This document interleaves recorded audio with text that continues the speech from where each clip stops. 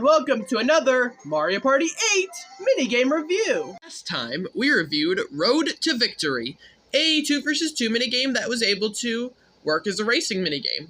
Congrats! For today's minigame, we got a free-for-all minigame, this one being called Rudder Madness. So let's get to this minigame, shall we? So here's how you play this minigame. You and the other 3 players are on huge lily pads that are function as rudders. And your job is to make it to the end of a finish line on these rudders, but the problem is that they move really slow and also control really slowly, so you have to be really careful with the movements that you make here. Alright, let's get to the obvious out of the way. This is usually considered as the worst minigame in all of Mario Party 8. And to let you know, that is 100 times more common than you actually think. Because I'm telling you, I see a lot of people say that this is the worst minigame in all of Mario Party 8.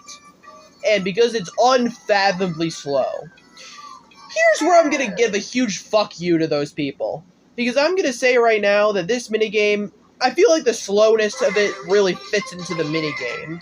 Because here, like, you got to be really careful where you are. Because there are points where I'm, like, collide with Waluigi. And the thing is that, either way, like, you could either use the other players to either get further ahead, or they can either backfire and you can get behind them. Like, using the opponents as, like, ways to move ahead is actually a really clever idea. You probably need to take it into account. Although, to be fair, if you're in the center, if you're like one of the 2 players that are in the center when you start, you're gonna have a worse time because you're gonna have more to avoid. But in the end, this is just not a very dead simple minigame that I'm willing to go to the overall thoughts on, because there just isn't a lot to this one, but it really doesn't have to have much to it. It's way more functional than Catastrophe will ever be. Yeah, I feel like it's quite surprising that I don't hate this one, but the thing with Rudder Madness is that its slowness fits into the nature of this one, because, well, you and the other 3 players are just trying to make it to the end and avoiding the obstacles, and especially with the controls of the rudder, because they can move slightly unpredictably, especially since, like, combat here could screw your game up if you're not careful. This minigame is kind of complex in some ways, surprisingly, because a minigame like this is kind of like a bare essential racing minigame. But I feel like there's a good reason why I don't hate it.